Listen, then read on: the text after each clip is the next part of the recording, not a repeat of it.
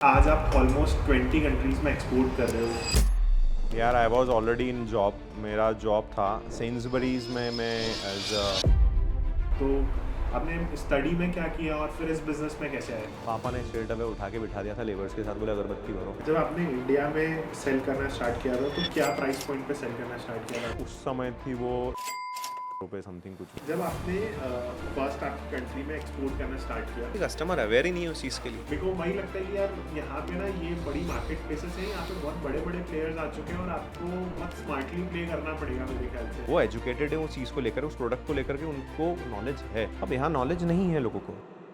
Normal एक T कैसी आ रही है और एक आपकी टी कैसे आ रही है। A lot of people think कि इंडिया से बाहर माल एक्सपोर्ट करना और ग्लोबल ब्रांड बनाना सबसे प्रॉफिटेबल बिजनेस है, क्योंकि कमाई तो डॉलर्स में होती है। बट अगर मैं आपसे कहूं कि सिर्फ एक छोटी सी स्टिकर या लेबल की गलती आपको अमेरिका में 12 लाख रुपए की पड़ सकती है, तो आप शायद एक्सपोर्ट के बिजनेस में आने से पहले 100 बार सोचोगे। और आज की केस स्टडी उन सभी लोगों के लिए है जो अपने प्रोडक्ट को इंटरनेशनल मार्केट में बेचने का सपना देख रहे हैं। तो आज हमारे साथ है हिमांशु कटारिया, जिन्होंने यूके में स्टडीज की और वहां एक हाई पेइंग मैनेजमेंट जॉब छोड़कर इंडिया में अपने को फाउंडर्स के साथ एक luxury T brand Vedas start किया। इंडियन मार्केट एक्सप्लोर करने के बाद उन्हें कुछ लॉसेस हुए, बट फिर उन्होंने फॉरेन मार्केट एक्सप्लोर किया और आज वेदास अपनी लग्जरी ग्रीन टी और जापानीज माचा दुनिया की 20 से ज्यादा कंट्रीज में एक्सपोर्ट कर रहे हैं। और इन्होंने यूएस, यूके, फ्रांस के साथ 5 बड़ी कंट्रीज में अपनी खुद की कंपनी भी सेटअप कर ली है और प्रॉफिटेबली रन भी कर रहे हैं। तो आज हम इस पूरे एक्सपोर्ट बिजनेस को डिकोड करेंगे कि कैसे आप फॉरेन मार्केट्स के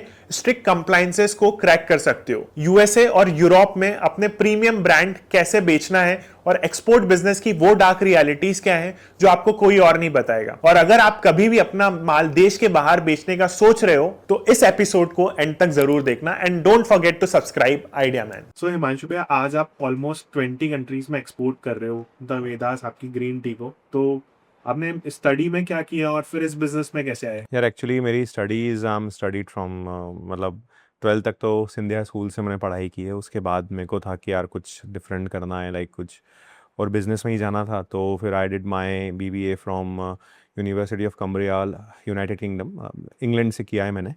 और उसके बाद फिर मैं इंडिया आ गया था और मेरे अंकल के साथ पापा चाहते थे कि अभी तूने मैनेजमेंट और ये सब किया है, चाचा ने नया बिज़नेस स्टार्ट किया है साड़ीज़ का, तो मैं फिर उसमें चला गया उनके साथ। वो वहाँ भी एक्सपोजर, मतलब मेरे को लगा कि हाँ यार यहाँ कुछ नया है, एक नई फील्ड है, नया बिजनेस है, इसको ट्राई करते हैं। तो वहाँ से मैंने स्टार्ट किया अपना जर्नी एज अ मतलब trying to be an entrepreneur. तो तो यार सबसे पहले आपको ये नहीं लगा कि मैं यूके, लंदन, मतलब इंग्लैंड वगैरह से आपने पढ़ा और फिर आपको एक हाई पैकेज का ऑफर आता, आप वो करते? यार I was already in job. मेरा जॉब था सेंसबरीज में। मैं एज अ मैनेजर वहाँ पे था। और इट वाज लाइक 2011 में मैं वहाँ पे जॉब मिल गया था। मैं वहाँ पे कॉलेज से प्लेस हो गया था और सब कुछ अच्छा चल रहा था। पर पापा को था कि यार अगर ये जॉब कर ली इसने तो ये वापस ही नहीं आएगा। तो कि भाई इंडियन पेरेंट्स हाँ, इंडियन पेरेंट्स को सिक्योरिटी के हिसाब से ये भी रहता है। और उसके बाद उनको था कि यार तू इतना टैलेंटेड है, तूने सब कुछ, तूने तेरे हिसाब से पढ़ाई वढ़ाई सब कर ली, तो फिर तू क्यों रहना है वहाँ पे। कितने की अब जॉब छोड़ के आए थे आप? उस समय थी वो 1,20,000 रुपये समथिंग कुछ उसका मेरा पैकेज था मंथली, मतलब राइट 2,000 पाउंड्स अराउंड। ओके, मतलब हाँ 2016-17? नहीं नहीं नहीं नहीं, ये 2012 की बात है। ओके, उस टाइम 1,20,000। हाँ हाँ, मतलब उस टाइम मेरे को जॉब लगी थी और वो अच्छा पैकेज मिल गया था। मतलब यार कॉलेज के, मतलब हम जस्ट पास आउट ही हुए थे और वो जो प्लेसमेंट होता है, प्लेसमेंट में बैठे और फ्रेशर ही अच्छा पैकेज मिल गया था। तो जॉब पे लगा ही था। मेरे पापा को था कि इसकी जॉब लग गई, अभी आएगा नहीं। तो पापा ने बोला कि नहीं तुम वापस आ जाओ। तो ठीक है भाई, पापा की बात तो कभी जीवन में नहीं टाली हम। सारे उन्हीं के सिद्धांत और उन्हीं के सब चीज़ों पे हम लोग चले हैं आज तक, और आज उन्हीं का आशीर्वाद है कि हम यहाँ तक पहुँचे। फिर आके आपने साड़ी के बिजनेस में, जैसे आप? हाँ, वो दिल्ली में मेरे अंकल के साथ मैंने स्टार्ट किया साड़ी का बिजनेस। और फिर कुछ चीज़ें थी, मतलब वो बिजनेस मेरे लिए भी नया था। पापा को लगा कि यार तू, मतलब मैं अकेला पढ़ रहा हूँ, मैं अकेला कितना संभालूंगा, तू उज्जैन आ जा। मतलब फिर उनको ये था कि शादी भी करनी है। तो जो मेरी वाइफ थी वो नहीं चाहती थी कि वो दिल्ली में रहें, वो यहीं रहना चाहती थी। तो फिर वो थोड़े क्लैशेस थे कि नहीं दिल्ली नहीं रहना है, बार बार दिल्ली अप डाउन करना पड़ता है, ये वो बहुत सारी चीज़ें थी। तो फिर एक डिसीजन डिसीजन बना के कि चलो ठीक है छोड़ो इसको, तो फिर वो अंकल के ऊपर छोड़ करके मैं फिर यहाँ आ गया उज्जैन वापस, और फिर यहाँ पे पापा के साथ मैं अगरबत्ती के बिजनेस में आ गया। ठीक है, बचपन से था, सब कुछ देखा हुआ ही था कि ऐसे होता है क्या होता है। बट मैं आपको एक चीज़ बताता हूँ कि मैंने स्टडी ज़रूर यूके से की है, लेकिन मैंने आते ही नेक्स्ट डे से अपनी यूके वाली जो मैंने वहाँ सीखा था, जो मेरी स्किल्स थी, जो वहाँ पैटर्न चलते हैं, वो सारी चीज़ें मैंने यहाँ अप्लाई करने की कोशिश की। कुछ भी अप्लाई नहीं होता है, आपको डे वन से यहाँ के हिसाब से सारी चीज़ें करनी होगी। इंडिया का वर्क कल्चर, इंडिया की वर्क टेक्निक्स और जो भी काम करने के तरीके हैं सारे, वो अलग हैं, यूके के अलग हैं। मेरे को ऐसा लगा था कि डिफरेंशिएशन देखा यार यहाँ पे ना सब कुछ अनऑर्गेनाइज्ड है। उसके बाद यहाँ जिस तरीके से अब हमारा जो काम करने का तरीका था, मेरे को लगा पापा के साथ मैं जुड़ूंगा, सभी वेंडर्स को ऑन मेल, 2012-13 की बात बता रहा हूँ, सभी वेंडर्स को ईमेल्स भेजूंगा, ये करूंगा, परचेज ऑर्डर जनरेट करूंगा, जो कि काम करने का तरीका होता है, यूजुअली एक ऑर्गेनाइज्ड वे होता है। यहाँ सब कुछ अनऑर्गेनाइज था। इट्स वेरी मतलब मेरे ये तो आपके लिए एक अपॉर्चुनिटी हुई ना। हाँ थी, लेकिन तो हाँ वो क्या होता है कि देखो क्या, एक कहावत है कि अगर नया साहब आता है ऑफिस में तो इतनी जल्दी वो सेट नहीं हो पाता है। तो वो मेरे लिए भी एक नया एक्सपोजर था। भाई मैं आया, सब पे रॉब झाड़ रहा हूँ कि ऐसा नहीं, ऐसा करना पड़ेगा, आप काम इस तरीके से नहीं, इस तरीके से होगा। तो फिर पापा ने मेरे दिन बैठ के समझाया कि ऐसा नहीं होता है, आपको अगर काम करना है तो पहले उस काम को करना सीखो। आप यहाँ के आप सोच रहे हो, मतलब पापा ने मालवी भाषा में बोला अपनी कि तू सोच रहा है कि तू आएगा अपनी अफसर से ही झाड़ेगा यहाँ पे और काम हो जाएगा, तो वैसा नहीं होगा। तू इन लोगों के साथ मिंगल हो, यहाँ अपने वेंडर्स को समझ, अपने वेंडर्स को उनको उन्हें अपनी पार्टीज को समझ, उसके बाद अपने वर्कर्स को समझ, उसके बाद इनके एनवायरनमेंट के हिसाब से इनको तू चीज सेट करके दे तो काम चलेगा। तू सोचेगा कि तू आते ही अपनी अफसर से ही झाड़ेगा वहां से लंदन से आके, तो वो चलने वाली नहीं है। बट शायद वो यही है कि एक एक प्रोसेस का डीप हाँ वो मेरे को, हाँ एक्चुअली क्या होता है, एनवायरनमेंट और वहाँ के वर्क कल्चर पे डिपेंड करता है, जैसे मैंने तेको पहले ही बताया। तो चीज़ें ऐसी हुई यार कि मैंने बहुत क्लैशेस झेले यहाँ पे। मेरे को लोग पसंद नहीं करते थे, मतलब पार्टियाँ बोल देती उठा के, यार आप पापा से ही बात कराओ, ये वो। मैं स्ट्रेट फॉरवर्ड जवाब देता था, भाई हाँ तो हाँ, ना तो ना।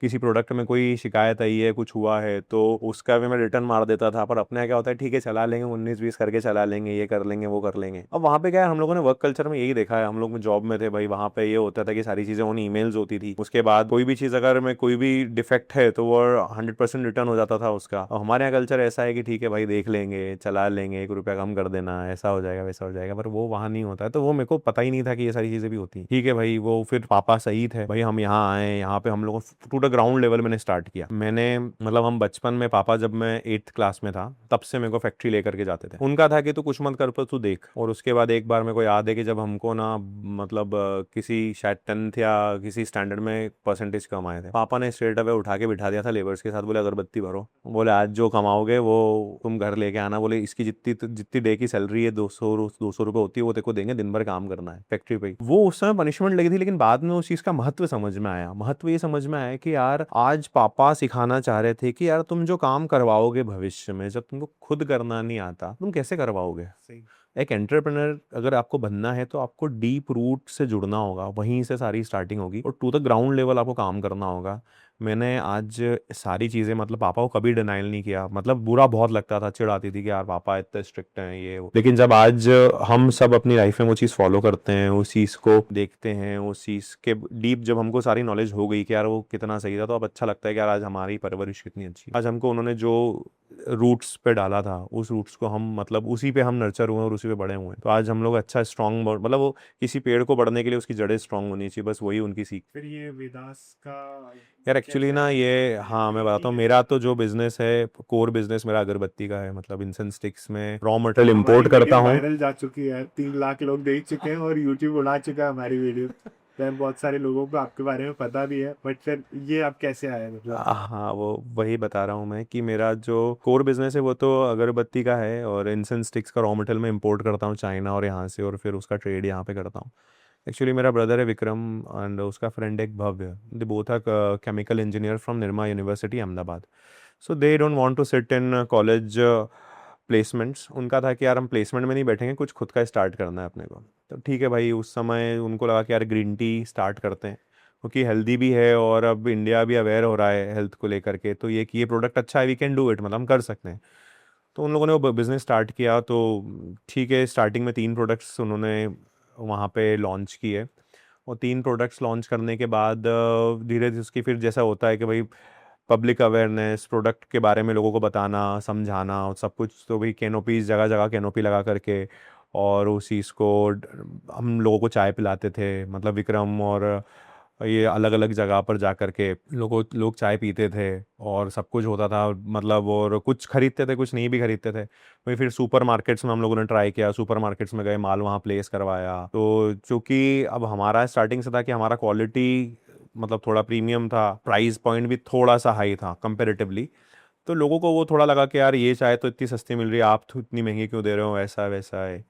बहुत सारे वहाँ पे चैलेंजेस हमको आए, ठीक है, पर उसको ओवरकम करते हुए, पर हमारी थिंकिंग यही थी कि यार हमको क्वालिटी से तो कॉम्प्रोमाइज़ नहीं करना है, ठीक है, मार्जिन जीरो पे भी काम कर लेंगे तो चलेगा भाई। ब्रांड है, ब्रांड बड़ा करना कोई बहुत मतलब बहुत टफ होता है। कोई भी ब्रांड को आप बड़ा कर रहे हो, कोई भी ब्रांड बना रहे हो, तो it's very tough to do that starting से। मतलब आपको ना कई बार ऐसा होता है कि आप ये थिंकिंग छोड़नी पड़ती है कि नहीं भाई आज आज से हम लोग कुछ कर रहे हैं तो आज से हमारा मार्जिन स्टार्ट हो जाएगा। आपको माइनस मतलब कई बार जेब के पैसे भी डालने पड़ते हैं, और कई बार मतलब ये स्टार्टिंग यही होती है कि भाई जीरो से स्टार्ट करो, माइनस में जाओ, फिर उसको ब्रेक इवन तक लेके आओ, ब्रेक इवन लेने के बाद आप माइंडसेट बना दो कि हाँ भाई अब मैं कमाना स्टार्ट करूंगा, अब मेरा ब्रांड हाँ थोड़ा थोड़ा दिखने लगा है कहीं पे। तो वो टाइमली स्ट्रैटेजीज होती है, तो वो ऐसा करते हुए हम लोगों ने, पर फिर क्या हुआ कि यार मतलब लोग पीते तो थे ग्रीन टी, और कोई मतलब इतना हमको रिस्पॉन्स ही नहीं मिला यहाँ पे। क्या रीजन से, मतलब रीजंस यही थे कि कंज्यूमर एक्चुअली क्या था कि ऑलरेडी बड़े बड़े ब्रांड्स यहाँ बहुत है, कंपटीशन बहुत ज़्यादा है। अब जैसे बहुत सारे बड़े बड़े ब्रांड है, और उसके बाद चैलेंजेस भी बहुत सारे थे, डीलर नेटवर्क, डिस्ट्रीब्यूटर नेटवर्क, और जहाँ जहाँ माल गया कहीं जगहों से रिटर्न आ गया, कहीं जगहों पे कुछ कुछ जगह हमारे पैसे अटके, मतलब बहुत से जो नॉर्मल बिजनेस में चीज़ें होती है।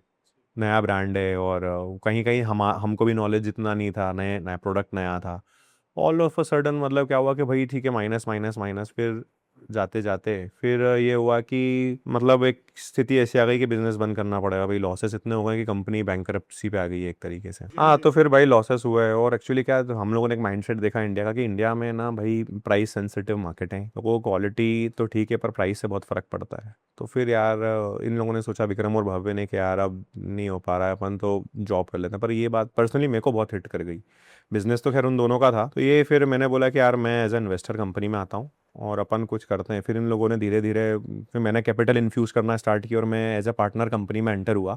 मैंने कैपिटल इन्फ्यूज़ की, मेरी वाइफ ने भी बोला आप क्या कर रहे हो, ये मतलब आप पैसा लगा रहे हो, पैसा। मैंने बोला कि काम का ये सोचना कि मैंने पैसे खो दिए, मतलब मैंने जस्ट गैम्बल किया और पैसे खो दिए, ये सोचना। और मेरे मन में कोई सेकंड थॉट था ही नहीं। मैंने बोला कि नहीं यार, मेरे को मतलब मेरे मन में ये बात बड़ी हिट करी कि यार मेरा ब्रदर, मैंने बोला मेरा ब्रदर जॉब तो नहीं करेगा यार, मैं कुछ भी करूंगा लेकिन उसको मैं पुश। फिर मैं एंटर हुआ कंपनी में। फिर एक आइडिया ये किया कि यार अपन एक काम करते हैं, अपन इसके रॉ मटेरियल की ट्रेडिंग स्टार्ट करते हैं, क्योंकि चूंकि मेरे को नॉलेज है ट्रेडिंग का, हम ऑलरेडी डूइंग ट्रेडिंग बिजनेस। तो मैंने बोला एक काम करो, तुम चाइना से इसका रॉ मटेरियल इंपोर्ट करते हैं अपन, और इसकी ट्रेडिंग स्टार्ट करते हैं। तो उसका रॉ मटेरियल इंपोर्ट किया, कुछ चीज़ें हमने यहाँ बनाना स्टार्ट की, और फिर उसके रॉ मटेरियल की ट्रेडिंग स्टार्ट की। फिर उससे जो हमने प्रॉफिट कमाया, फिर उस पे बाद हम लोगों को थॉट प्रोसेस है कि यार अपन इंडिया, मैंने बोला कि यार इतना सब कुछ किया, तो ये सोचो कि यार अपन ग्लोबल मार्केट अपन ने क्यों नहीं स्टार्ट किया कि हाँ यार अपन ग्लोबली अपन ने ट्राई नहीं किया, चलो अपन ग्लोबली ट्राई करते हैं। स्टडी करना स्टार्ट किया कि भाई पर्टिकुलर, सबसे पहले हमने इंग्लैंड यूके को टारगेट किया। हमने वो स्टडी किया कि यार यहाँ क्या चलता है, क्या यहाँ पे इंग्लैंड और यूके को ही क्यों टारगेट किया, मतलब एक्चुअली मेरा पर्सनल ओपिनियन ये था, मतलब इन तीनों के साथ इन लोगों ने बोला कि यार ये कंट्री नहीं करते हैं, ये यहाँ पे ऐसा है वैसा। मैंने बोला यार देखो, मेरा थॉट प्रोसेस स्टार्टिंग से क्लियर था। मेरे को था कि यार अपन को कुछ बनाना है और अपने को कुछ ना लग्जरी क्रिएट करना है, और लग्जरी के लिए मेरे, क्योंकि चूंकि मैंने इंग्लैंड इसलिए टारगेट किया कि मेरे को सब कुछ पता है, मैं ऑलरेडी वहाँ रहा हूँ, 3 से 4 साल में वहाँ रहा हूँ, मेरे को वहाँ का सब कुछ पता है, तो कुछ होगा तो मैं वहाँ जाकर भी संभाल सकता हूँ मतलब। तो मैंने बोला कि यार अपन इंग्लैंड टारगेट करते हैं, और मैंने बोला यार अपन अपने प्रोडक्ट को ना एक लग्जरी प्रोडक्ट बना के कैटर करेंगे। तो अपने प्रोडक्ट को एक चाय सेगमेंट, चाय तो है ही लेकिन इस सेगमेंट में भी लग्जरी प्रोडक्ट कैसे क्रिएट करना, वो हम लोगों ने दिमाग लगाया, R&D की उस पर बहुत रिसर्च करने के बाद फिर हम लोगों ने एक प्रोडक्ट डिज़ाइन किया, और फिर यूके सेल करना स्टार्ट। एक छोटा सा कार्टन हम लोगों ने एक छोटे से कार्टन से स्टार्ट किया था। वहाँ पे लोगों को प्रोडक्ट पसंद आया, पैकेजिंग हमारी नहीं थी, हम लोगों का ये था कि वहाँ के लोग थोड़े इको फ्रेंडली, इन सारी चीज़ों का काफ़ी कॉन्शियस हैं। हाँ, उसके बाद फ्रूट बेस्ड टीज़ हम लोगों ने वहाँ पे कि भाई फ्रूट हो गया, फ्लावर्स हो गया, कुछ मतलब अभी सब चाय पत्तियाँ क्या हो रही है कि चाय पत्ती है वही चल रही है, हम लोगों ने थोड़ा फ्रूट, फ्लोरल, इन सब चीज़ों का ब्लेंड बना करके कुछ नया ट्राई किया ऑल इन ऑल। तो वो चीज़ वहाँ पे ना काफ़ी हिट की, और उसके बाद हमें कंसेप्ट लेकर के आए कि हम लोगों ने बोला कि यार ये जो टी बैग हैं हमारे, इनको चेंज करते हैं। थोड़ा चीज़ों में चेंजेस किया और थोड़ा देखा, लोगों को देखा वहाँ पे चल क्या रहा है, किस तरीके से। मैं गया खुद पर्सनली, मैंने वहाँ पे लोगों से मिला। और देखो क्या है, किसी भी बिजनेस में एक सबसे मेन चीज़ होती है, जितना ज़्यादा आप ट्रैवल करोगे ना, उतना ज़्यादा you will get to know about your customer, what your target audience is, whom you want to cater. वही सारी चीज़ें हम लोगों ने की ऑल इन ऑल। और उसके बाद फिर धीरे धीरे स्टार्ट किया, एक बंदे को पकड़ा वहाँ पे, उसको बोला कि यार भाई तू बस रख अपने शेल्फ पे माल रख, नहीं बिके तो ठीक है तू रिटर्न कर देना। तो ये एक छोटा सा हम लोगों ने कहा भाई ज़्यादा नहीं, इतना रखने से स्टार्ट कर। तो उसने रखना स्टार्ट किया, he got good response. In the first week he was sold out. मात्र एक कार्टन था, 20 बॉक्स होते हैं, उस फर्स्ट वीक में उसके 20 बॉक्स बिक गए। तो उसको थोड़ा कॉन्फिडेंस जगा, उसने बोला आपका प्रोडक्ट बहुत अच्छा है। तो वहाँ पे भी हम लोगों ने मार्जिन जीरो ही रखी थी, मतलब हम लोगों का था कि यार कुछ नहीं, बस पहुंचा के दे दिया, 1 रुपया भी नहीं कमाना, ये है कि वहाँ के लोगों को पसंद आना चाहिए। फिर उसके बाद उसने जो 20 बॉक्स बेचे, 20 के बाद उसको 100 का मतलब लगा कि यार तुम एक काम करो 100 भेज दो। With in a month 15-20 days उसने 100 भी खत्म कर दिया। ऐसे धीरे धीरे करते करते वॉल्यूम बढ़ गया, फिर हमको कॉन्फिडेंस आने लग गया। फिर हम लोगों ने अपने विजिट्स बढ़ा दी वहाँ पे, हम जाने लगे। विक्रम को मैंने भेजा, विक्रम तू जा यार, तू एक बार मार्केट चेक कर वहाँ का। तो he visited over there, he saw the market. उसने देखा कि यार क्या चल रहा है। उसके साथ मैंने बोला कि तू वहाँ का कस्टमर का माइंडसेट समझ, कस्टमर चाहता क्या है, किस तरीके से। अब वहाँ पे ना 2 ब्रांड्स है और हमारे कॉम्पिटिटर्स भी आप उनको कह सकते हो, एक फोर्टनम मेसन है और एक TWG है। ये दोनों टीज वहाँ पे बहुत अच्छा, मतलब उनका बहुत अच्छा होल्ड है। Fortnum Mason is since I think 1700s। Luxury segment में एंटर करना था हमारा टारगेट, तो वो ही था कि बस उनको देखना किस तरह से वो सेल कर रहे हैं, वो क्या कर रहे हैं। तो बस वैसे वैसे करते हुए हम लोगों ने प्रोडक्ट डिज़ाइन करते गए, जैसे जैसे कस्टमर की डिमांड रही, उस कस्टमर की डिमांड पे हम लोग उसको फुलफिल करते हुए अपने प्रोडक्ट को प्लेस किया। हम लोगों ने अलग अलग जगह प्लेस किया। अब रही वहाँ पे कस्टमर अवेयरनेस कैसे है, तो भाई वहाँ का जो कस्टमर है, जैसे कि मेरे को नॉलेज था कि भाई वहाँ पे जो लोग हैं ना वो बहुत स्पेसिफिक होते हैं। आउट ऑफ इंडिया लाइक आप किसी भी कंट्री में चले जाओ, आप इन स्पेशली जैसे USA हो गया, UK हो गया, ऑस्ट्रेलिया हो गया, Germany, France, they are very specific. They want कि यार आपने जो लिखा है, आपका लेबल है, वो चीज़ वो उतनी मात्रा में, उतनी ही, या जैसा आपने प्रोडक्ट को डिज़ाइन किया है वो वैसी ही होनी चाहिए। और प्रोडक्ट का जो आउटकम है वो भी वैसा होना चाहिए जैसा आपने आपके पैकेज पे मेंशन किया है। देखिए आज का जो मेन कोर है वो ये है कि यार हर कोई, मतलब जो अगर आप किसी से, किसी की जेब से आप पैसा निकालना है आप, तो उसको कुछ एक्स्ट्रा ऑर्डिनरी बेचना पड़ेगा। ऐसा बेचना पड़ेगा जो और कोई नहीं दे रहा, वो आप दे रहे हो। और उसके साथ आपको उसका प्राइस पॉइंट भी मैच करना है, उसके साथ आपको उसके सारे अप्स एंड डाउन्स जो भी हैं, मतलब कि भाई उसको अच्छे से अच्छा प्रोडक्ट डिलीवर करके उसके एक्सपेक्टेड प्राइस में देना है, वो करना पड़ेगा। एक बार आपने ये कर दिया, उसके बाद फिर आप जितना मर्जी चाहे उतना चार्ज करके, मतलब अपनी एक एक कॉस्ट लाइन बना करके फिर आप प्रोडक्ट पे अपना चार्ज करके आप उससे पैसा निकला सकते हो, लेकिन पहले आपको देना है ऑल इन ऑल। जब आपने इंडिया में सेल करना स्टार्ट किया था तो क्या प्राइस पॉइंट पे सेल करना स्टार्ट किया था? यार इंडिया का तो कोई प्राइस पॉइंट, मतलब ये मान के चलो कि हमारा एक बॉक्स आता था, 150 रुपये का बॉक्स था वो, 150 या 200 रुपये, 180 रुपये उसकी, मतलब 220 रुपये उसकी MRP थी जो स्टार्टिंग वाला प्रोडक्ट था, और फिर एक 300 वाला था। तो वो भी लोगों को बहुत महंगा लगता, 25 टी बैग आते थे उसमें, और वो लोगों को बहुत महंगा लगता था। हाँ कि यार 10 रुपये की चाय कौन पीता है, ग्रीन टी। हम लोगों का माइंडसेट बन चुका था, जो कि हम लोगों ने UK एक्सप्लोर किया था, उसके बाद हमारा माइंडसेट बन गया था कि इंडिया जो है वो चाय पीने वाला देश है, टी पीने वाला नहीं है। एग्जैक्टली जैसे हम लोग मिल्क के साथ हाँ। चाय पीते हैं और यहाँ पे ग्रीन टी का कंजम्पशन बहुत कम है। नहीं है, ऐसा नहीं है लोग नहीं पीते, पीते हैं लोग, लेकिन क्या है कि वो, हाँ नहीं, मार्केट उसका बहुत छोटा है, और जो छोटा सा मार्केट बन रहा है उसमें ऑलरेडी बहुत लोग हैं। हाँ तो अब यार आप कोई भी नया ब्रांड उठ करके या कोई ऐसी भी छोटा प्लेयर उठ करके आता है, तो आपको अल्टीमेटली कुछ अलग करना पड़ेगा उसमें, तो ही आप। और हम तो ठीक है यार, हमारा स्टार्टिंग है था, हमको कोई नॉलेज ही नहीं था क्या करना है क्या नहीं करना है, कोई गाइड करने वाला भी नहीं था यहाँ पे। और बस यहाँ पे वही जो भेड़चाल चल रही है उसी हिसाब से चल रहा है। या तो ऑनलाइन बेच लो, ऑनलाइन में फिर आपका उतना होना चाहिए कि आप सारा उसका, मतलब ऑनलाइन जो भी आप प्लेटफॉर्म पे बेच रहे हो उसकी फीस निकाल पाओ और लॉजिस्टिक्स निकाल पाओ, उसके बाद फिर अपना मार्जिन क्लेम कर पाओ। तो वो बहुत ज़्यादा हसल है। मतलब ऐसा नहीं, ऑनलाइन मार्केट आज की तारीख में बहुत अच्छा मार्केट है, मैं उसकी मतलब ना कोई बुराई कर रहा हूँ, ना उसके अपोज में बोल रहा हूँ, ना फेवर में बोल रहा हूँ। लेकिन आपको आना चाहिए कि आप बेच सकते हो नहीं बेच सकते हो उस पर, आप मार्जिन निकाल सकते हो नहीं निकाल सकते हो उस पर। करेक्ट।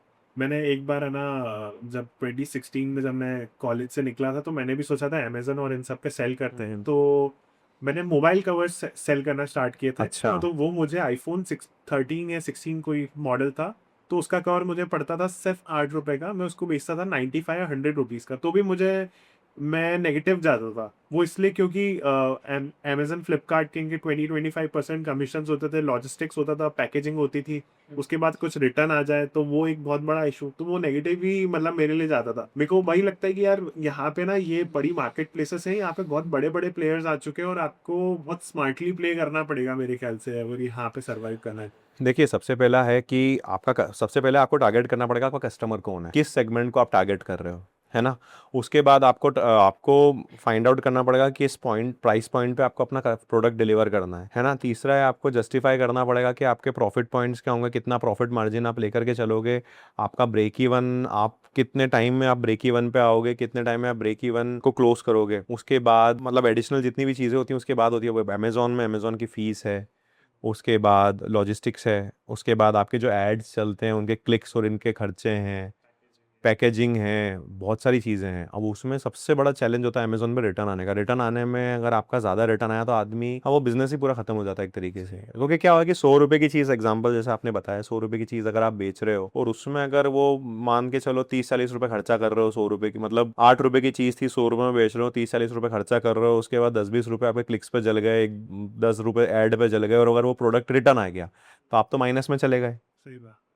तो वो सारी चीज़ें कैलकुलेट, ये चलती है कैलकुलेशन पे, सारा कैलकुलेशन होना चाहिए। और आप एक बात ध्यान रखना, अमेज़ॉन पे जितने भी प्रोडक्ट हैं जो कि प्रॉफिटेबल हैं वो या तो उनका प्राइस पॉइंट बहुत हाँ, हाई है करेक्ट, सेम तो पॉइंट ही, है मैंने वाला। हाँ, तो ही वो प्रॉफिटेबल हो रहे हैं। क्योंकि एक बार मैं अश्नीर ग्रोवर का एक पॉडकास्ट देख रहा था तो जहाँ पे वो मेंशन कर रहे थे कि अगर आपको इन D2 मतलब ये अगर अपना D2C ब्रांड बनाना और अमेजन इन सब पे सेल करना है तो आपको एक 800 एंड अबोव का एक कुछ प्रोडक्ट होगा तो आप प्रॉफिटेबल होगे, नहीं तो फिर नहीं तो नहीं हो आपको पाओगे। सर्वाइव ही नहीं कर पाओगे। और प्लस दूसरी एक बहुत बड़ी चीज़ ये भी आती है इन प्लेटफॉर्म्स के साथ कि ना इसमें इनकी जो पेमेंट पॉलिसीज रहती है वो भी एक 10 डेज रिटर्नेबल, 30 डेज के बाद पेमेंट, तो उसमें फिर वो पूरा साइकिल आने में कम से कम 50 to 60 डेज हो जाते हैं।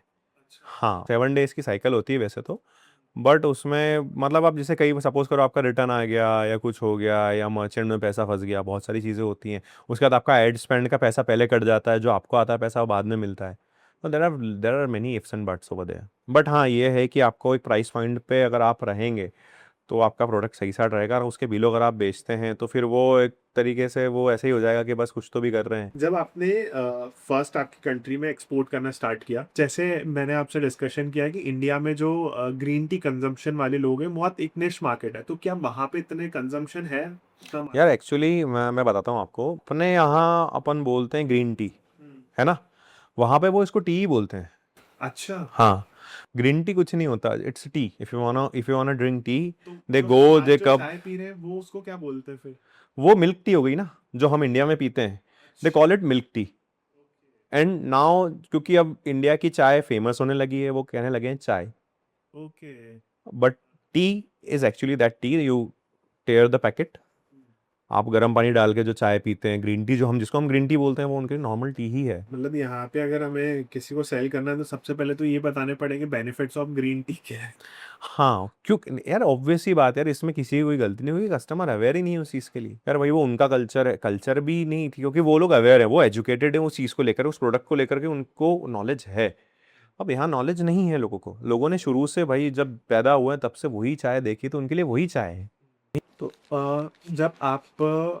जब आपने इंग्लैंड में इसको सेल करना स्टार्ट किया तो आपने क्या प्राइस पॉइंट पे सेल करना स्टार्ट किया ये टी को? जैसे आपने बताया इंडिया में आप क्या सेल कर रहे थे, कितने पे सेल कर रहे थे, वहाँ पे कितने में सेल होता है अभी आपका प्रोडक्ट? यार हम लोगों ने वहाँ मतलब पाउंड्स में बताऊँ मैं तो ये मान के चलो इंडियन कि कैलकुलेट करके बता दो इंडियन ऑडियंस है। ये मान के चलो कि हमने 2500 रुपये के आसपास को बेचना स्टार्ट किया था वहाँ उसमें पे। कितने सैशेस है?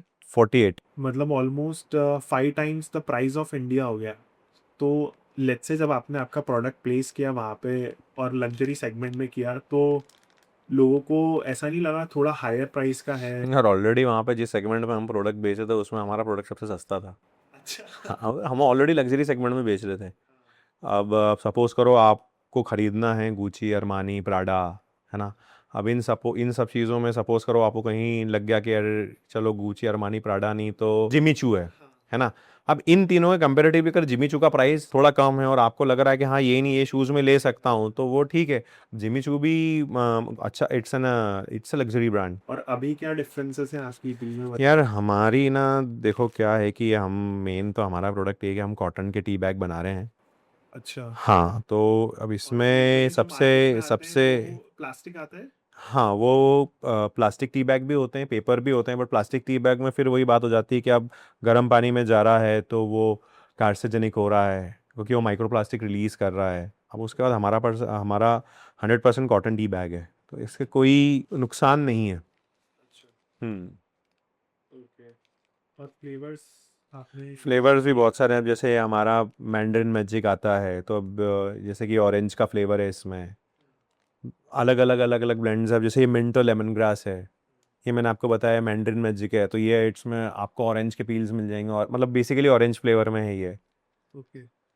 तो जैसे ना, क्या होता है कि जब आप कोई नया मार्केट एक्सप्लोर करते हो यूजुअली, या नए मार्केट में जाते हो ना, तो जो बाहर के लोग होते हैं वो शायद, मेरे को ऐसा लगता है, एक्सेप्ट कर लेते हैं इतना इजीली, क्योंकि यार made in एक्चुअली India है मार्केट मतलब। उन हम जहाँ गए वहाँ मार्केट नया था ही नहीं, अच्छा। वहाँ ऑलरेडी एग्जिस्टिंग मार्केट था। नहीं, बट जैसे एक इंडियन ब्रांड जा रहा है और आपने यहाँ पे हाँ, श्लोक भी लिखे हुए हैं, तो और आपको पता है इससे इंडियन मतलब हेल्प रूट्स, करी। हाँ बहुत ज़्यादा।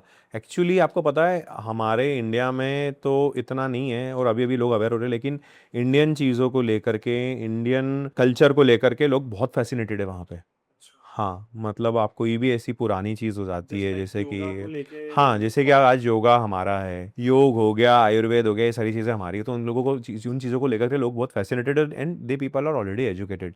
तो उनको पता है Ayurveda is all from plant based. और उसके बाद तो वो अवेयर है इन सब चीज़ों को लेकर के, और उनको पता है कि ये चीज़ें मतलब थोड़ा कॉस्ट सेंसिटिव होती है, मतलब अगर इसका प्राइस ज़्यादा है तो they are happy to pay, there is not an issue. और यूजुअली जैसे ये वाला जो आप फ्लेवर बता रहे हो, इसमें ऑरेंज फ्लेवर है, राइट? हम्म। Mandarin magic. तो इसमें सारे जो आई मीन इंग्रेडिएंट्स हैं वो सारे, आई plant based. In terms of हाँ। फ्लेवर में बात कर रहा हूँ, तो वो सारा प्लांट बेस्ड ही है हाँ, या आर्टिफिशियल ही है? नहीं नहीं नहीं नहीं, कुछ भी नहीं है। जैसे कि अब इसमें जो हमने स्वीटनेस दी है, वो मीठी तुलसी, मतलब जो स्टीविया होती है, उससे दिया है। उसके बाद कलर है वो फ्लावर्स से आ रहे हैं, अलग अलग हमने फ्लावर्स लिए हैं, उनसे कलर आ रहा है। उसके बाद जो फ्लेवर है वो ऑरेंज, जैसे ऑरेंज है तो ऑरेंज पील्स हैं, उसके फ्लेवर्स हैं।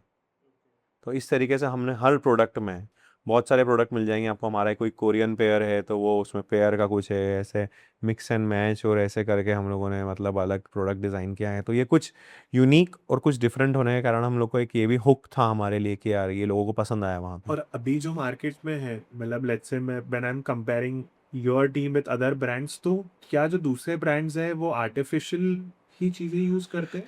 यार इट डिपेंड्स कि कौन क्या दे रहा है, किस प्राइस पॉइंट पे दे रहा है। ओके। हाँ। जैसे अभी मैंने आपकी ग्रीन टी देखी, तो उसमें ऑलमोस्ट हम लोगों ने इंडिया का बहुत सारी चीज़ें इन्फ्यूज की हुई है, श्लोक्स वगैरह लिखे हुए हैं। तो जो रॉ मटेरियल है वो आप कहाँ से प्रोक्योर करते हैं? तो हम लोग का ऐसा रहता है कि आसपास, मतलब उज्जैन के आसपास जो भी फार्मर्स हैं उन लोगों से हम लोग सोर्स करते हैं चीज़ें। चाय हो गई स्पेसिफिकली तो वो आसाम, सिलीगुड़ी यहाँ से आती है। बाकी तो फ्लावर्स हो गए, जो हर्ब्स एंड स्पाइसेस हो गए, वो सारा आसपास जो फार्मर्स लोगों से हम लोग सोर्स कर सकते हैं। मेजरली हमारा ये रहता है कि यार नहीं, वही ठीक है, क्योंकि इंडियन चीज़ है, और हम जितना फार्मर्स को, जितना हमारे सराउंडिंग्स को सपोर्ट कर पाएँ उस हिसाब से।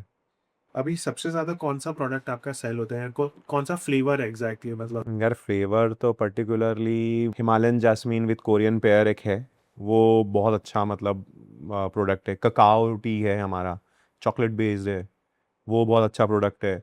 मतलब प्रोडक्ट तो वैसे सारे ही अच्छे हैं हमारे, बट ये कुछ प्रोडक्ट है जो मतलब मार्केट में अच्छा परफॉर्म कर रहे हैं। और क्या क्या SKUs है, मतलब आई मीन यार हमारे green tea is the around only thing जो आप सेल कर रहे हो, या और भी हाँ, कुछ? मतलब 40 SKUs है हमारे, 40 अराउंड। सब ग्रीन टी ही है मेजरली, बट अलग अलग डिफरेंट डिफरेंट चीज़, अलग different different packaging, different mix and match and all that. मैंने आपकी वेबसाइट पे माचा भी देखा था, हाँ। तो माचा भी आप सेल कर रहे हो? हाँ कैसा रहा इंडिया में से रिस्पॉन्स, क्योंकि यार वहाँ पे इंडिया बहुत हाइप चल में, रहा है। हाँ मतलब हम लोग one of the biggest importer of matcha, और माचा की भी एक स्टोरी है, मैं आपको शेयर करना चाहता हूँ।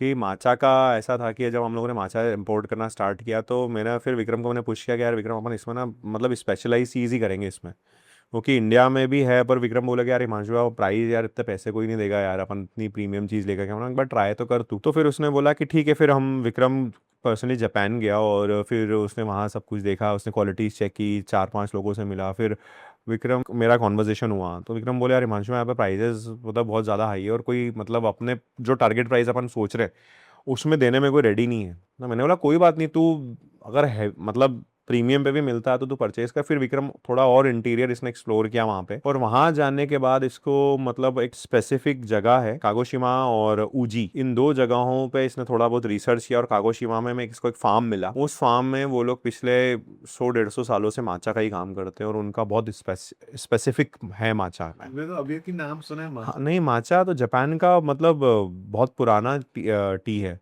अच्छा। हाँ, इट्स क्या है मैं बताता हूँ, ग्रीन टी ही है, बट उसका कुछ स्पेशलाइज ये है कि पर्टिकुलर एक टाइम पे उसको तोड़ा जाता है, वो पूरा मैच्योर नहीं होता और एक स्टेज पे होता है, उसको फ्रेशली प्लक करते हैं उसके लीव्स को, उसको सन ड्राइड सुखाते हैं, मतलब धूप नहीं लगती, उसको छाँव में सुखाते हैं, फिर कुछ प्रोसेस उसकी होती है, वो करने के बाद फिर उसको जब वो सूख जाती है तो फिर स्टोन मिल में क्रश किया जाता है, बिल्कुल पाउडर फॉर्म में हो जाती है, फिर उसको कंज्यूम करते हैं। और उसको भी कंज्यूम करने के लिए भाई वो पाउडर में होती है, उसको एक बोल में लेते हैं, फिर एक विस्क होता है, उसको विस्क करते हैं, बट एक्चुअली उसके बेनिफिट्स बहुत हैं और ये जापानीज लोग जानते हैं। माचा। हाँ, मतलब माचा में ऐसा है कि एनर्जी, जैसे कॉफ़ी आप पी, ब्लैक कॉफ़ी में एनर्जी क्रैश आता है, माचा आप पीते हो, माचा एक मतलब उससे कोई साइड इफ़ेक्ट्स नहीं है, एंटीऑक्सीडेंट्स बहुत ज़्यादा है उसमें। मेजरली जितना भी वेस्ट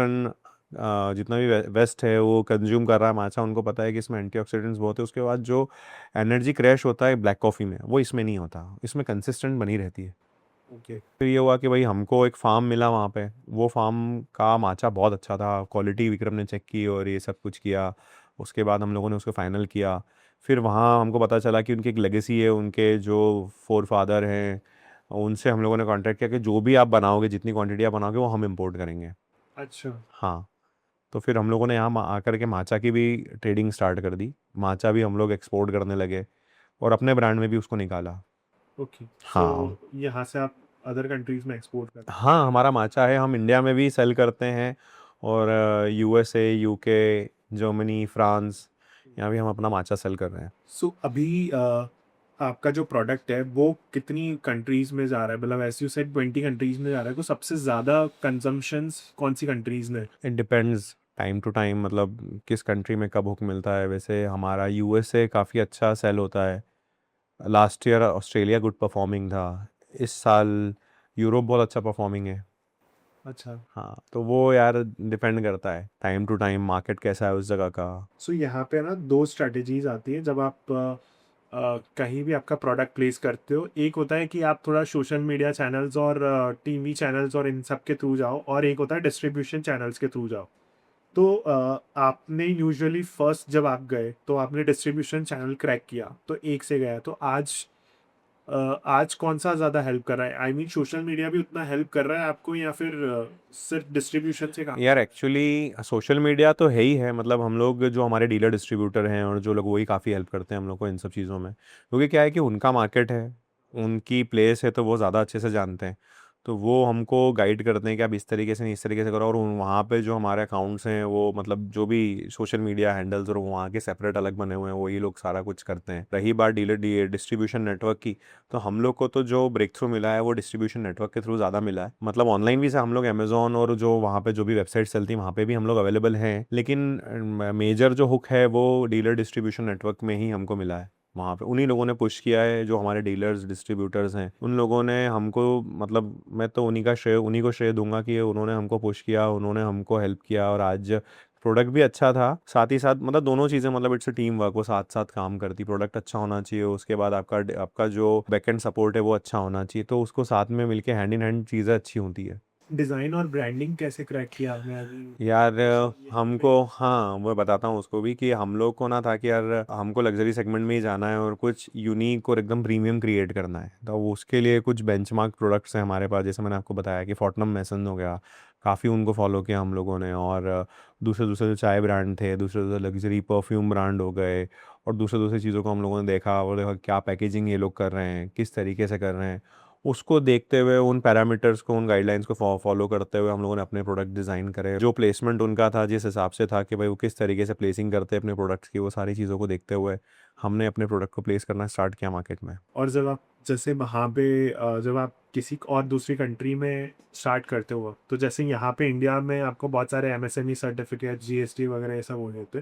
तो इन कंट्रीज में कौन कौन से सर्टिफिकेशंस और एस्टेब्लिशमेंट्स? बहुत सारे कंप्लाइंसेस है यार भाई, हर कंट्री के अपने अलग अलग नॉर्म्स है, हर कंट्री के अपने अलग अलग सर्टिफिकेशंस हैं, कंप्लाइंसेस हैं। अब जैसे यूएस आपको एक्सपोर्ट करना है तो आपको यूएस एफडीए लेना पड़ता है, जीएमओ सर्टिफिकेट लेना पड़ता है, और भी बहुत सारी चीज़ें हैं। यूरोप है तो यूरोप के लिए भी अलग अलग सर्टिफिकेट्स हैं। मतलब every specific country have their specific certificates. तो वो सारी चीज़ें, और उसमें खर्चा ही बहुत होता है यार भाई। आप यूएस एफडीए लेने, जैसे यहाँ पे तो हमारे इंडिया में जीएसटी लेना हो तो 5-6 हज़ार। हाँ तो वो मान के चलो इट कॉस्ट अराउंड लैक्स। अच्छा, हाँ सिंगल सर्टिफिकेशंस। हाँ, बहुत पैसा लगता है, और उसके बाद फिर इनके नॉर्म्स भी बहुत टफ होते हैं। Is it really easy to start? मतलब सच में इजी है किसी और कंट्री में स्टार्ट करना, या यार आपको नॉलेज होनी चाहिए पूरी प्रॉपर, आप किसको बेच रहे हो, आपका कस्टमर कौन है, आपको पता होना चाहिए, और आप जो पैसा लगा रहे हो क्या उस पैसे को रिकवर कर पाओगे, ये आपको पता होना चाहिए। सिर्फ बेचना कहाँ है ये पता होना चाहिए।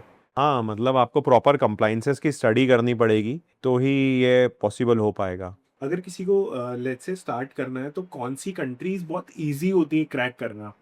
कुछ जैसे भी आपने बताया यूएस वगैरह में इजी तो डिफिकल्ट है, मतलब इतने नहीं, कंप्लाइंसेस ऐसा होते नहीं है। देखो कुछ भी ऐसा नहीं होता कि बहुत इजी है, आज उठाया चालू कर दिया। सब कुछ डिपेंड करता है कि आपकी रिसर्च क्या है, आपने कितना स्टडी किया है। आप इजी, यूएस वैसे देखा जाए तो यूएस ऐसे बहुत इजी है और ऐसे बहुत टफ है, depends what your research is. आपके पास उसकी डिटेलिंग कितना है, कितना डाटा है आपके पास सब चीज़ों का, चाहे वो आपके कंप्लाइंसेस हो, आपका कस्टमर हो, आपके कॉम्पिटिटर्स हो, प्राइस पॉइंट हो, कि और भाई वहाँ कस्टमर बाइंग बिहेवियर हो, आपको उसका डीप नॉलेज होना चाहिए। उसके बाद आपको अपनी बजटिंग होनी चाहिए कि भाई यहाँ मेरे को ये सारी चीज़ें करने के लिए मेरा इतना बजट है, क्या ये कंट्री में इस बजट में क्रैक कर पाऊंगा नहीं कर पाऊंगा। मेरे केस की बात की जाए तो मेरे को ऑलरेडी नॉलेज था यूके का, मेरे को मैंने वहाँ जॉब किया है, मेरे को पता था कि वहाँ क्या बिकता है क्या नहीं बिकता है, लोग बहुत क्या। सारे साल दिए आपने हाँ कंट्रीज में। मैंने, हाँ वही, क्योंकि मैं अब मैंने ऑब्वियस सेंसबरीज क्या है, सेंसबरीज इज़ अ सुपर मार्केट। तो मैंने वहाँ जॉब किया तो मेरे को पता है कस्टमर क्या पसंद करता है, कस्टमर का बाइंग बिहेवियर क्या है, और किस तरह से वो पैसा देता है, कब खरीदी करता है कब नहीं करता है। मतलब ये मान के चलिए कि बहुत कुछ एसेंशियल डाटा मेरे पास थे, तो वो जो मेरी फीड्स थी वो बिजनेस के बहुत काम आई, और इस तरीके से हम लोगों ने स्टार्ट किया। फिर क्या होता है कि आप एक चीज़ कर लेते हो, फिर वो साइमल्टेनियसली दूसरी भी हो जाती है, तीसरी भी हो जाती है, और वो कहीं ना कहीं एक से दूसरी चीज़ लिंकअप होती है। आप ऑलरेडी एक काम कर चुके हो तो वो दूसरा काम अगर आप स्टार्ट करोगे तो आपको नॉलेज तो ऑलरेडी पूरा होता ही है, तो कहीं ना कहीं कुछ चीज़ अगर दूसरी होती भी है तो वो कवर अप हो जाती है। आप क्वालिटी चेक्स वगैरह ये सब कैसे रखते हो? क्योंकि यार मेरे ख्याल बहुत से इंडिया स्ट्रिक्ट है में तो हमारा। बहुत इजी है कि यहाँ का कुछ भी बेचो, और मतलब फेक पनीर लोग बना के बेच रहे हैं, तो यहाँ पे कुछ कंप्लाइंसेस नहीं है। बट जैसे अब्रॉड, यूएस, यूके, इन सारी कंट्रीज में स्ट्रिक्टनेस होगी इन सब बहुत चीज़ों की। ज़्यादा, तो मतलब इसको फूड कैसे? प्रोडक्ट इन कंट्रीज़ में बेचना बहुत ज़्यादा टेढ़ी खीर है, और बहुत आपको स्ट्रिक्ट होना पड़ता है अपने पैरामीटर्स को लेकर के। आपके जो, क्योंकि you are selling a food product where somebody is going to in consume it someday, if he is going to eat and if he falls sick और if he got something wrong, so your product image and your company is going to be like, मतलब सब कुछ एक दिन में ख़त्म हो जाएगा। तो बहुत स्ट्रिक्ट होना पड़ता है, हर छोटे छोटे पॉइंट पे आपको चेक पॉइंट्स लगाने पड़ते हैं। प्रोडक्ट जब बन रहा है, जब रॉ मटेरियल से लेकर के फिनिश प्रोडक्ट तक एक एक चीज़ सिंगल हैंडेडली और मल्टीपल पीपल द्वारा चेक की जाती है। हाँ तो जा करके वो होता है कि नहीं यार आप प्रोडक्ट फाइनल है और अब इसको हम भेज सकते हैं। फिर भी जैसे फॉर एन एग्जांपल, अगर कोई ऐसी कंट्रीज है जहाँ पे बहुत ज़्यादा कॉम्प्लिकेशंस, कंप्लाइंसेस, क्वालिटी चेक्स में ये सब में इतनी ज़्यादा नहीं नहीं है, जहाँ पे कोई बहुत स्टार्ट। इजी है जो हाँ, अफ्रीकन कंट्रीज। African countries. आप देखो ना, जैसे हम लोग एक्सपोज और अटेंड करते हैं तो सबसे बड़ा एक्सपो अभी हो रहा है जो यूरो मतलब एशिया में हो रहा है, वो है गल्फ फूड। गल्फ फूड में हम जाते हैं तो मेजरली हम एक ही चीज़ देखते हैं कि यार जो देखो, मतलब जितनी कंपनीज है इंडियन कंपनी, उनका एक ही फोकस है, वो रहता है वो मेजरली, मतलब जो मैंने देखा है, इट्स माय ओपिनियन पर्सनल, कि वो लोग ना अफ्रीकन कंट्रीज़ को बहुत टारगेट करते हैं। क्या क्या होता है कि सस्ता प्रोडक्ट होता है, इजीली बिक जाता है, मतलब उनको ज़्यादा कुछ चाहिए नहीं। ये क्वालिटी पैरामीटर मैच करके दो, वो मैच करके दो, ये सारी चीज़ें। और उसके बाद कोई इतने पैरामीटर्स उनके होते नहीं हैं, तो मेजरली ये लोग अफ्रीका पे फोकस करते हैं। बाकी हाँ, आप अगर आप यूएस में सेल करने का सोच रहे हो, यूरोप में सेल करने का सोच रहे हो, तो lots of ifs and buts.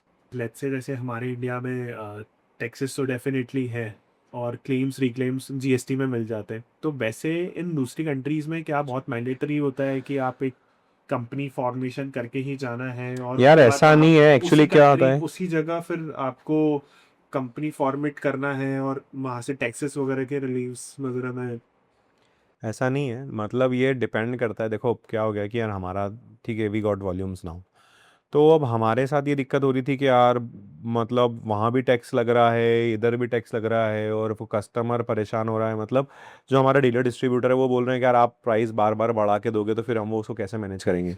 तो फिर उन्होंने सजेस्ट किया एक काम करो, आप कंपनी यहीं खोल लो, तो हम उस एटलीस्ट वो जो टैक्स हमको यहाँ लग रहा है, जो ड्यूटीज़ है, जो वैट है, कहीं पे जीएसटी है, आप कंपनी यहीं स्टैब्लिश करो, एक कंपनी जो कंपनी आके एक्सपोर्ट करेगी वही कंपनी यहाँ इंपोर्ट कर लेगी, तो एटलीस्ट हम वो टैक्स बेनिफिट यहाँ ले पाएंगे। यार you have to have a certain volume for that.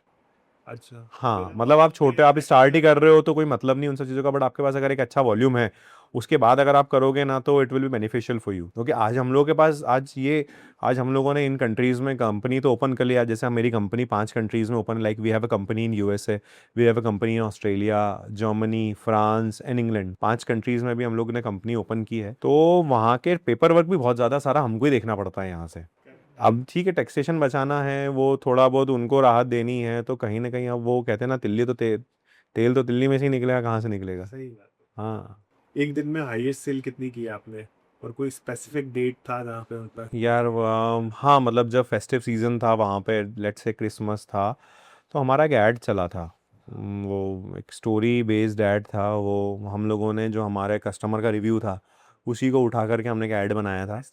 हाँ, टेस्टिमोनियल से हम लोगों ने उठाया उसको और एक ऐड बनाया, और वो ऐड रन हुआ, तो वो उससे हमको हुक अच्छा मिला। तो पर्टिकुलरली ना एक दिन में करीबन ये मान के चलो कि 25 से 30 लाख रुपए कुछ का सेल जनरेट हुआ था एक पर्टिकुलर प्रोडक्ट पे। अच्छा, हाँ ऐसा क्या था उस साइड में? यार, वो मतलब एक हमारा प्रोडक्ट है बुक ऑफ टी करके, मतलब हीरो प्रोडक्ट है हमारा, वो सबसे अच्छा उसका सेल है। तो उसमें ना वो कोई स्टोरी उन्होंने बनाई थी, मतलब कि वो एक माँ और बेटी का था कि जब वो बेटी जॉब करती है, माँ घर में अकेली थी, तो वो जब चाय का वो टी बैग फाड़ के वो जब चाय बनाती है, तो उसको पुराने दिनों की याद आ जाती है। फिर वो अपनी बेटी को कॉल करती है कि यार वो मैंने चाय पी रही हूँ और तुम्हारी याद आ गई, किस तरह से तुम मस्ती करती थी, ऐसा वैसा ये वो, इस टाइप से कुछ तो भी वो ऐड बना था। और उससे बहुत लाइक्स आए थे, और काफ़ी अच्छा सेल सिंगल डे में हमारा हुआ था उस दिन। जैसे हमने अभी प्रॉफिट्स वगैरह की तो बात की, आपने इतनी सेल अचीव करी है, लेकिन लॉसेस भी आपने बहुत बेयर करे होंगे। हाँ बहुत ज़्यादा यार भाई, मतलब ऐसा क्या होता है ना, लोगों को लगता है कि यार बहुत इजी है यार, ये तो एक्सपोर्ट कर रहे हैं, इतनी कंट्रीज़ में इन्होंने कंपनी खोल ली है, ऐसा है वैसा है, लेकिन वहाँ तक जाने के लिए हमने इतने पापड़ बेले हैं। मतलब मैं आपको एक इंसिडेंट बताता हूँ, क्या हुआ था कि हमारे लेबलिंग में, मतलब यूएस में जब माल हम भेजते हैं तो प्रॉपर लेबलिंग और ये सारा कुछ, एक प्रोडक्ट में लेबलिंग में कुछ मिस्टेक हो गई थी, तो हमारा एक कंटेनर था, पूरा कंटेनर कस्टम ने रिजेक्ट कर दिया। रीजन? लेबलिंग में मिस्टेक थी। मतलब क्या था, मैं लेबलिंग में का भी डिटेल देता हूँ। मतलब क्या था कि हमारे कुछ प्रोडक्ट उसके अंदर, यहाँ पे कुछ प्रोडक्ट शॉर्ट हो गए थे, तो लेबर ने उसकी जगह, मतलब जो हमारे वर्कर थे उन्होंने ध्यान नहीं दिया उस चीज़ पे, और वो दूसरा प्रोडक्ट डाल दिया उसमें। मतलब सपोज करो अगर लिखा हुआ है कि तुलसी मोरिंगा जाना है, तुलसी मोरिंगा ख़त्म हो गया, तो उन्होंने क्वांटिटी सेम है लेकिन उसकी जगह कुछ और रख दिया।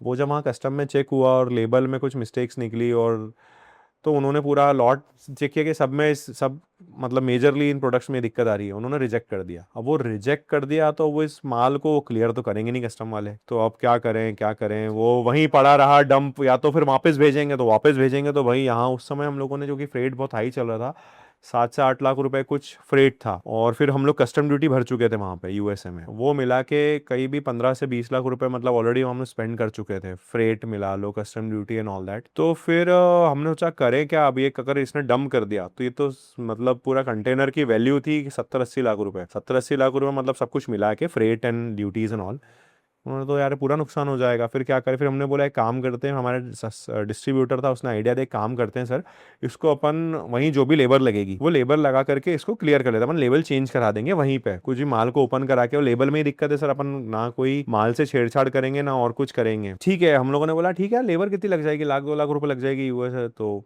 ठीक है भाई। 4 दिन तक काम चला, वो लेबल वेबल में सब चेंज हो गया, ये वो करा, उसके बाद अप्रूवल लिए, वहां पे सारा कुछ हुआ। सब कुछ करने के बाद लेबर का बिल है 12 लाख रुपए। लेबर का बिल हाँ, सिर्फ लेबल चेंज करने थे, 3 से 4 दिन की लेबर लगी। 60 USD या 70 USD पर आवर के हिसाब से उन्होंने चार्ज किया था। बहुत। तो ऐसा ही कुछ हमारे साथ जर्मनी में भी हुआ था कि वहां पे हम लोगों ने शिप किया था, कोई एंड मोमेंट पे नॉर्म्स चेंज हो गए थे, और ये बात हमारे डिस्ट्रीब्यूटर को भी नहीं पता थी और हमको भी नहीं पता थी, तो कस्टम ने माल रिजेक्ट कर दिया था। ओके। तो फिर अब करे क्या, उस माल को फिर हमने डंप करवाया। वो डंप करवाने के मतलब, डंप मतलब कि ठीक है बस इसको डिग्रेड करके हम लोगों ने बेच दिया वहां पे कि इस वैल्यू में क्लियर नहीं होगा इस तरीके से। तो वो उसको सिर्फ इतना करवाने के हमको 8 से 9 लाख रुपए खर्चा आ गया था। क्या बात कर रहे हो? तो यार यहाँ पे मेरे दो क्वेश्चंस है। फर्स्ट चीज, जैसे हमारे इंडिया में सारी चीजें ऊपर से सेटलमेंट्स हो जाती है ऑफिसर्स वगैरह के साथ, तो क्या दूसरी कंट्रीज में ये सेटलमेंट्स नहीं होते? यार वो डिपेंड करता है कि वहाँ जो बंदा है वो कितना पावरफुल है, वो उसके से उसकी अप्रोच कहाँ तक है। अगर ऐसा है तो सब हो जाता है, और ऐसा नहीं है तो फिर कुछ नहीं हो पाता। फिर हम तो अभी बहुत छोटे लेवल पे हैं, तो हमारी कोई ना कोई ऐसी कोई पहचान है ना कुछ है, तो भाई हम तो सीधे रास्ते जाते हैं, और हम किसी को सजेस्ट भी नहीं करते हैं कि ऐसा कुछ ट्राई करे। ठीक है भाई, जो है लीगल है वो तुम कर लो। हाँ नहीं, वो भी ठीक है, पर गलत करना ही क्यों है, वाई। और दूसरा, अगर लेट्स से कि अगर आपके लेबल्स गलत हो गए थे तो आप उस स्टॉक को वापस इंडिया भी तो मंगा सकते थे। तो भाई वो उसको मंगाने का खर्चा और ये सारा कुछ कितना हो जाता। पहले तो ऑलरेडी आप वहाँ की कस्टम ड्यूटी भर चुके हो, तो वो तो रिफंड होनी नहीं है। उसके बाद जो फ्रेट लगा है वो, उसके बाद माल वापस यहाँ आएगा, कितने दिन में आएगा, कितना डैमेज होके आएगा, क्या होगा आपके माल को पता नहीं। तो ये सारे चैलेंजेस है। और उस समय क्या था कि यार हमारा ना सीज़न था, मतलब हमारे माल की डिमांड थी, तो हम लोगों ने एक रिस्क लिया था कि चलो ठीक है कि यार अपना माल की डिमांड है, अभी फिर वापस यूएस भेजेंगे तो कंटेनर पहुँचने में 45 से 60 दिन लग जाएंगे। कंटेनर हाँ बाय शिप ही जाता है। और लेट्स से कि जब बाय आप एयर, बाय एयर अगर भेजो तो फ्रेट बहुत ज़्यादा महंगे पड़ते हैं, उस समय फ्रेट बहुत बढ़े हुए थे। लेट्स सी कि यार अगर आपका शिप का भाड़ा लग रहा है 80 से 100 रुपये किलो में, आपका माल वहाँ पहुँच जाता है। हाँ, और यही फ्लाइट में लगता है 700-800 रुपये किलो। मतलब 7 to 8 times हाँ और लेट्स से जैसे आपने मेरे को कंडीशन बताई कि अगर आप उस माल को वापस इंडिया में भी बुला लेते, तो क्या आपको इंडिया में भी वापस री इम्पोर्ट चार्जेस ये सब भी लगता है? हाँ, हमको ड्यूटीज़ लगती है ना फिर से। मतलब सेम माल अगर वहां गया, एक्सेप्ट नहीं हुआ और किसी रीजन के कारण तो आप, और उसके बाद यहाँ पे तो एंटी डंपिंग ड्यूटी लगती है। क्यों? क्योंकि इंडिया में चाय पे 100% ड्यूटी है। अच्छा। हाँ, तो वो सारे चैलेंजेस है, तो उसको देखते हुए बहुत सारे चाकू खाए हैं हम लोगों ने। अभी अभी आपके बिजनेस में कितने लोग हैं? फैमिली से कितने कितने लोग हैं? यार देखो यार, बिजनेस में जितने भी लोग हैं वो सब फैमिली है पूरी। क्योंकि हाँ मतलब हमारे मतलब मेरे फादर की ये सोच थी कि जितने ज़्यादा लोग फैमिली के होंगे और फैमिली बिजनेस ही होगा तो उतना ज़्यादा अच्छा रहेगा। बिजनेस आपका, देखो बिजनेस का कोर होता है सिक्रेसी। तो जब फैमिली इन्वॉल्व होती है तो दो चीज़ें होती है, एक तो सिक्रेसी मेंटेन होती है और उसके बाद डेडिकेशन होता है, उसके बाद रिस्पॉन्सिबिलिटी होती है। अब एम्प्लॉई है तो एम्प्लॉय बोलेगा यार भाई मेरा क्या है, मैं तो कल छोड़ के चला जाऊँ। फैमिली पर्सन को अगर आपको रिस्पॉन्सिबिलिटी देते हो तो वो ये नहीं कहता कि मैं छोड़ के जा रहा हूँ या ये है या वो है, ठीक है, उसकी जगह ना कोई और ले सकता है। ये सारी चीज़ें एक फैमिली बिजनेस में बहुत बेनिफिशियल रहती है। पर यहाँ पे मेरा ना दो क्वेश्चंस है। एक ये है कि जब आप एक बड़ा ब्रांड बना लेते हो तो मेरे को ऐसा लगता है कि शायद कोई सीक्रेसी नहीं रहती, बिकॉज आज रेड बुल के बहुत सेम यार ऐसा नहीं है, बहुत सारी चीज़ें इंटरनल होती हैं। मतलब जैसे जहाँ तक सोच पा रहा हूँ, फॉर एन एग्जांपल आज रेड बुल का सेम जो फॉर्मूला है या कोक का जो सेम फॉर्मूला है दूसरी कंपनीज भी दे रही है, बट जो रेड बुल ने अपना खुद का एक ब्रांड बनाया है वो एक उसका डिफरेंशिएटर है, या कोका कोला ने जो अपना ब्रांड बनाया है वो एक डिफरेंशिएटर है। अंबानी शायद मेरे ख्याल से जितना भी पैसा डंप कर ले कैंपा कोला में या कैंपा एनर्जी में, मेरे ख्याल से रेड बुल तो रेड बुल ही रहेगा। तो यहाँ पे आपकी साइड क्या है? देखो यार, बात रेसिपी की अगर अपन बात करें तो हर व्यक्ति की रेसिपी अलग है। लेट्स से चाय, अगर आज चाय आप बनाओगे अलग टेस्ट आएगा, मैं बनाऊंगा सेम चीज़ों के साथ, वही चाय पत्ती है, वही शक्कर है, वही पानी है, आप बनाओगे टेस्ट अलग आएगा, मैं बनाऊंगा टेस्ट अलग आएगा, या और कोई बनाएगा तो टेस्ट अलग आएगा। तो वो अपनी अपनी रेसिपी है। वो रेसिपी मीन्स अपने मापदंड है कि आप कितनी चीज़ कितनी क्वांटिटी में डाल रहे हो, और क्या कोई ऐसा अलग से प्रोडक्ट ऐड कर रहे हो जो कोई कर ही नहीं रहा है, जो कोई out of the box product है जो इसमें कोई जाती ही नहीं है चीज़। ऐसी बहुत सारी चीज़ें होती हैं जो एक ब्रांड को डिफरेंशिएट मतलब दूसरों से अलग बनाती है। और दूसरा, फैमिली बिजनेस में आपको कभी ये चैलेंजेस नहीं होते कि जैसे लेट्स से दूसरों को, जब आप किसी एम्प्लॉय को हायर करते हो तो आप बोल सकते हो कि यार नहीं, आप ये गलत कर रहे हो, आपको ये यार देखो, मैं ये नहीं कह रहा कि एम्प्लॉय नहीं। हायर नहीं करना है, वो तो कोर है बिजनेस का, मतलब आपको करना ही पड़ेगा। आप कब तक, आप खुद से फायर फाइट कब तक करोगे, मतलब आपको डेडिकेशन तो चाहिए ही चाहिए हर चीज़ के लिए। पर्टिकुलरली आप किसी पे मतलब खुद नहीं कर सकते, को कोई ना कोई चाहिए चाहिए। लेकिन अगर वो जो व्यक्ति है, अगर उसके अगर कोई घर का व्यक्ति हो तो वो ज़्यादा अच्छा, मतलब टॉप लेवल पे कह रहा हूँ। जैसे कि अब मैं अपने घर की बात बताता हूँ, ब्लेंडिंग देखता हूँ वेदास में। अब मैं टी ब्लेंड करता हूँ बहुत सारा, मतलब ऐसा कह दो कि मेरे को विक्रम ने बनाया हुआ है मास्टर टी ब्लेंडर। बहुत सारे फ्लेवर मैंने बनाए हैं। और जैसे मेरी वाइफ हैं, वो इंपोर्ट परचेसेस देखती हैं कंपनी की, विक्रम ट्रेडिंग मतलब जो मेरी कंपनी है उसकी भी देखती हैं और वेदास की भी देखती हैं। उसके बाद विक्रम है, वो प्रोडक्शन देखता है, सेल्स देखता है, डीलर डिस्ट्रीब्यूटर के साथ कनेक्ट रहता है। उसके बाद हमारा एक और पार्टनर है भव्य, वो भी सेल्स देखता है, वो प्रोडक्ट डेवलपमेंट देखता है। उसके बाद कहीं ना कहीं किसी एंड पे जो विक्रम की वाइफ हैं वो डिज़ाइनिंग देखती हैं, पैकेजिंग का काम वो देखती हैं, बहुत कुछ। और इसी तरीके से मिलजुल के सारे काम साथ में चलते हैं, सभी लोग आपस में कनेक्टेड रहते हैं, एक लूप में रहते हैं। तो कहीं ना कहीं इस चीज़ का बहुत फ़र्क पड़ता है कि यार आप एक फैमिली हो, मतलब रिस्पॉन्सिबिलिटीज सबके पास आपस में बटी हुई रहती है। और कोई मतलब ऐसी चीज़ नहीं होती कि कोई क्लैशेस हो रहे हैं या फैमिली में है तो ठीक है, मतलब यार ठीक है, व्यापार है और सब, हर कोई ना व्यापार को प्रायोरिटी देता है। एक जॉब में आपके लिए वो सेकेंडरी हो जाता है कि ठीक है भाई 9 to 5 है, 5 बजे मेरी रिस्पॉन्सिबिलिटी ख़त्म हो गई। लेकिन एज अ फैमिली बिजनेस में ये होता है कि ये मतलब भाई, मतलब हमारा बच्चा ही है जिसको हम बड़ा कर रहे हैं। ये तो है। So coming to the my last part, जहाँ पे अगर किसी को स्टार्ट करना हो सेम बिजनेस, अगर किसी को एंट्री लेनी है इस बिजनेस में, उसको फर्स्ट कैसे जाना चाहिए? लाइक डायरेक्टली मैन्युफैक्चरिंग डालनी चाहिए, वाइट लेबलिंग करनी चाहिए, इंडिया में स्टार्ट करना चाहिए, या डायरेक्ट एक्सपोर्ट करना चाहिए? क्या उसका फर्स्ट स्टेप होना चाहिए? यार देखो, मैं यही सजेस्ट करूँगा कि सबसे पहले रिसर्च की जाए, है ना। सबसे पहले रिसर्च करो कि आपको क्या प्रोडक्ट करना है, पहला। उसके बाद ये करो कि भाई किसको बेचना है, आपका कस्टमर कौन होगा, है ना। तीसरा, आप अगर जो भी प्रोडक्ट लेके आ रहे हो आपके कस्टमर की किस प्रॉब्लम को सॉल्व कर रहा है, ठीक है ना। उसके बाद फिर आप सेगमेंटेशन पे आओगे कि सेगमेंटेशन क्या है, भाई किसको टारगेट कर रहा हूँ, मेरा टारगेट ऑडियंस कौन है, बॉटम जा रहा हूँ, मिडिल जा रहा हूँ, टॉप पे जा रहा हूँ, मेरा टारगेट ऑडियंस क्या है।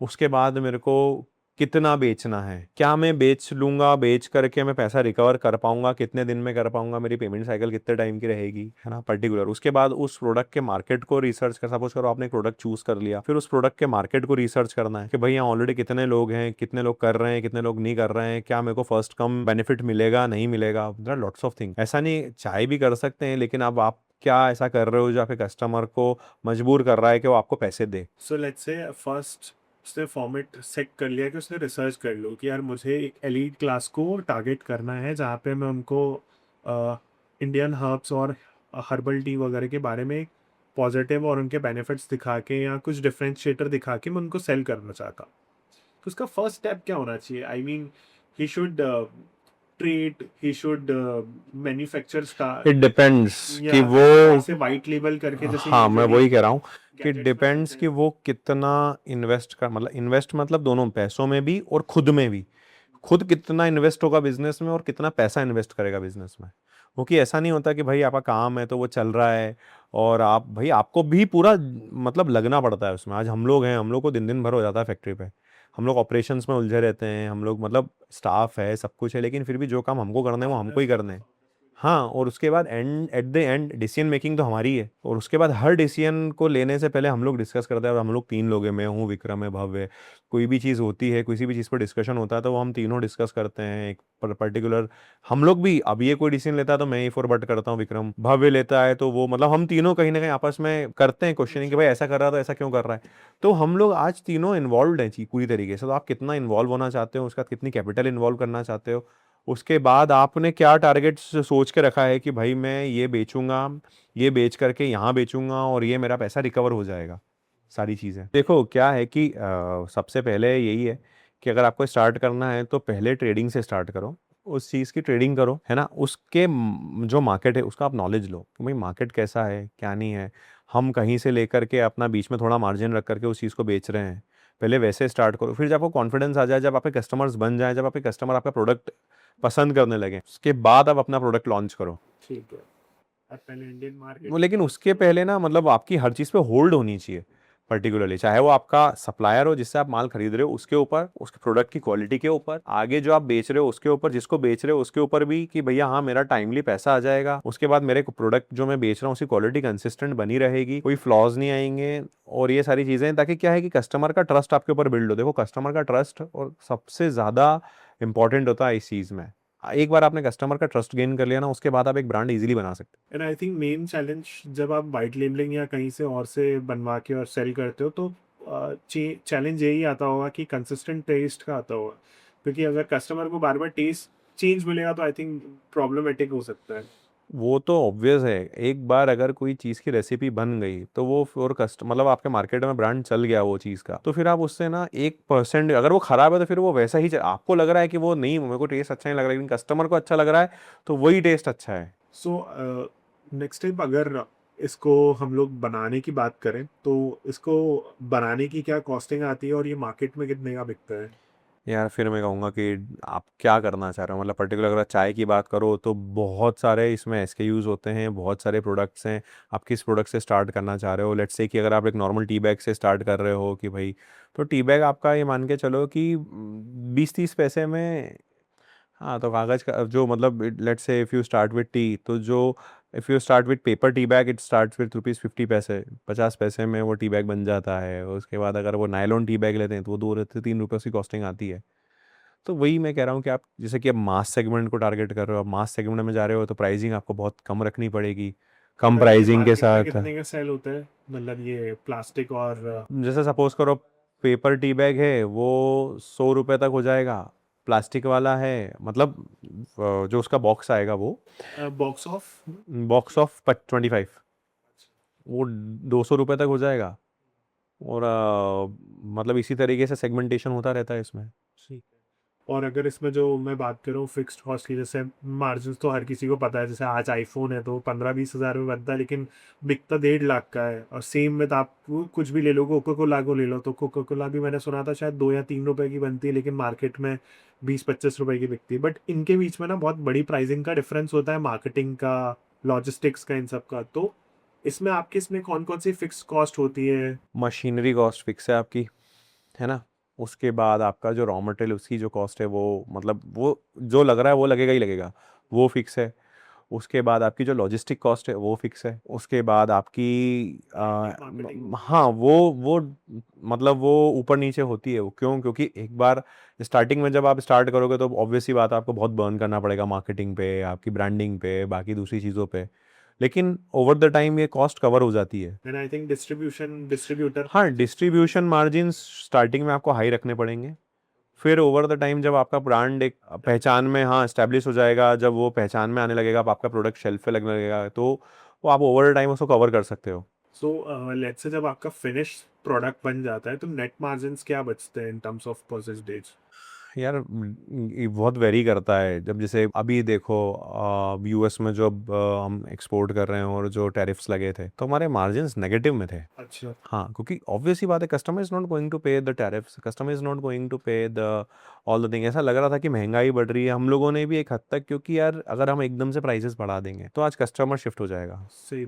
हाँ, तो वो सारा हमने ही बेयर किया है, तो हमारे मार्जिन्स नेगेटिव में थे। देखो मार्जिन्स जैसे 10, 15, 20% तक भी मार्जिन्स, लेकिन वो टाइम टू टाइम डिपेंड करता है आपकी हर बार प्रोडक्ट बेचने पे आपको एक स्ट्रेटेजी बनानी पड़ती है, उस स्ट्रेटेजी के साथ चलना पड़ता है। आपको ऐसा लग रहा है कि यार ये प्रोडक्ट बन गया, एक ब्रांड बन गया, एक सेल फिक्स हो गई, लेकिन ऐसा नहीं है। कंपनी एक ब्रांड को लेकर भी हमेशा स्ट्रेटेजीज बनाती रहती है, उसको डिफरेंट डिफरेंट तरीके से प्लेस करती रहती है।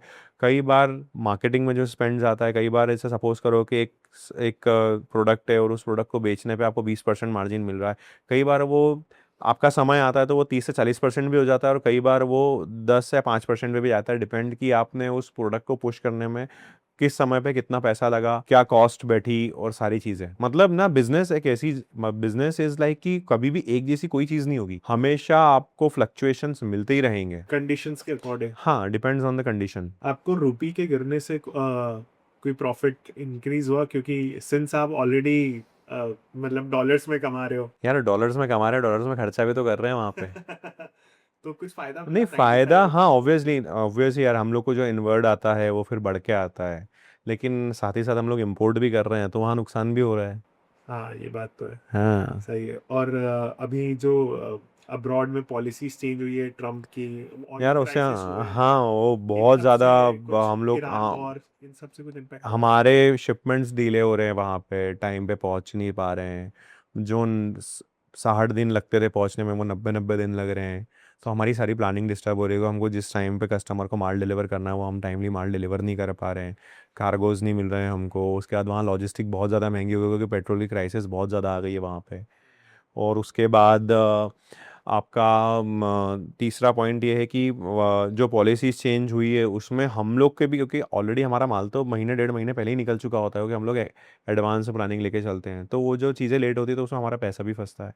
अब पैसा इंगेज होता है तो फिर पीछे की सारी चीज़ें, क्योंकि इट्स अ चेन, एक चीज़ अगर ब्लॉक होती है तो फिर बाकी की सारी चीज़ें ब्लॉक होने लग जाती है, सब डिस्टर्ब होता है पीछे का, प्रोडक्शन प्लानिंग से लेकर के लॉजिस्टिक चैनल तक। अब आपने इतनी सारी चीजें तो बताई कि इतने प्रॉफिट्स हैं, एक दिन की सेल भी बताई आपने, लॉसेस भी बताए, बट और भी कोई ऐसे चैलेंजेस हैं जो मतलब यूजुअली आप फेस करते हो कि यार ये मेजर चैलेंजेस है ना, आएंगे अभी डेली भी स्टार्ट किया डेली तो? डे टू डे बेसिस पे बहुत सारे चैलेंजेस होते हैं। हम जैसे ट्रम्प जी को ले लो, तो उनकी कोई भी पॉलिसी कभी भी बदल जाती है तो उससे हमको बहुत इम्पैक्ट होता है। मतलब सपोज करो उन्होंने पहले कहा था कि 100% tariff on India, then comes to 50%, then come to 10%, then तो वो सारे जो पैसे हैं वो हमने जेब से भरे हैं। हमारा एक शिपमेंट 50% टैरिफ पे भी क्लियर हुआ है, एक उसमें भी क्लियर हुआ है 10% में भी। उसके बाद जब फ्रेट ऊपर नीचे होता है वो भी सारा हमको ही अब्जॉर्व करना पड़ता है। चैलेंजेस को कहें तो कभी भी किसी कंट्री की कोई पॉलिसी चेंज होती है, कोई सर्टिफिकेशन में दिक्कत आती है, कभी कोई सर्टिफिकेशन में कोई डिमांड नहीं आ जाती है, तो बहुत सारे चैलेंजेस होते हैं यहाँ पे। उधारी वगैरह का चैलेंज कभी फेस किया? हाँ होता है यार, पैसा तो फंसता है। मतलब एक जो साइकिल है एक्सपोर्ट में, ऐसा है कि यार आप लोगों को लगता है यार एडवांस में पैसा आ रहा है, ये एडवांस आता है, ऐसा नहीं है नहीं आता है, आता है, लेकिन यार वन सेट ऑफ क्या आपका कस्टमर बन जाता है तो वो आपको उसको भी मैनेज करके चलना पड़ता है, क्योंकि आपके खर्चे वहाँ भी लगे हुए हैं। अब भाई कंपनी तो आपकी ही है वहाँ पे भी,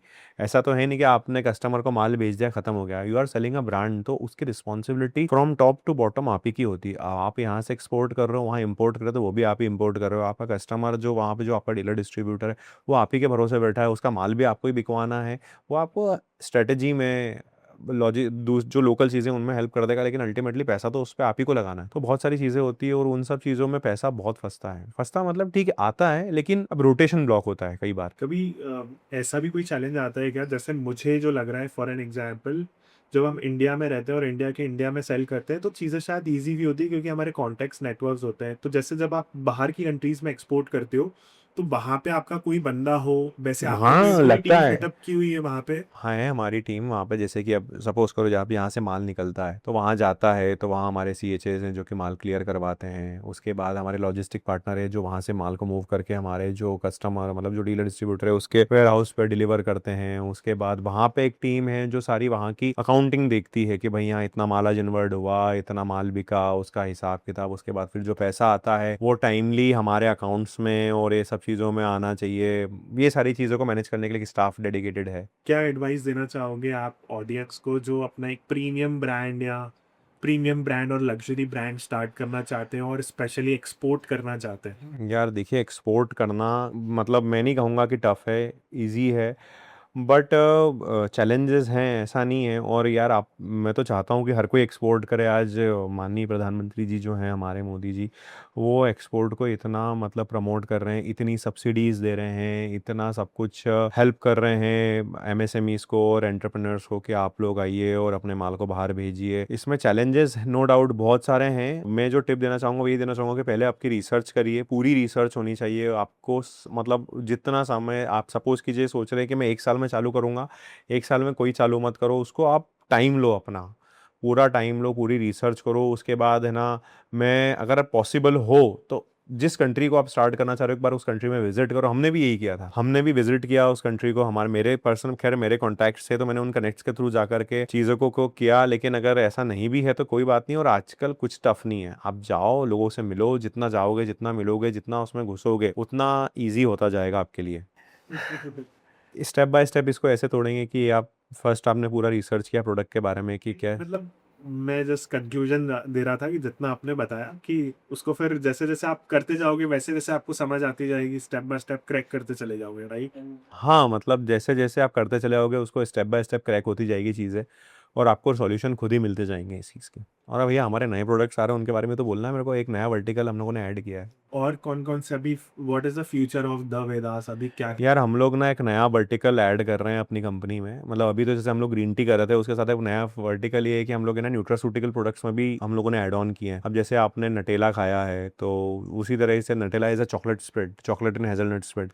वैसे हम लोग भी अपना एक चॉकलेट और हेजलनट स्प्रेड लॉन्च करने वाले हैं, मतलब design and all are ready. उसके बाद हम लोग एक मॉन्क फ्रूट स्वीटनर, आपने सुना होगा, एक इट्स अ स्वीटनर। हाँ, it's made up of fruit said monk fruit, उसका स्वीटनर आ रहा है। तो वो मतलब उसका ग्लाइसेमिक इंडेक्स बहुत कम होता है और कैलोरी ज़ीरो होती है उसकी। जैसे शुगर में जो कैलोरीज होती है, हाँ sugar free, but sugar free is chemical and it's 100% fruit based. Monk fruit sweetener हमारा आ रहा है, वो हम लॉन्च करने वाले हैं। उसके बाद ये हमारे स्प्रेड्स आने वाले हैं। उसके बाद हम लोग एक गट डिटॉक्स करके एक प्रोडक्ट आ रहा है, it's just for detoxifying your gut.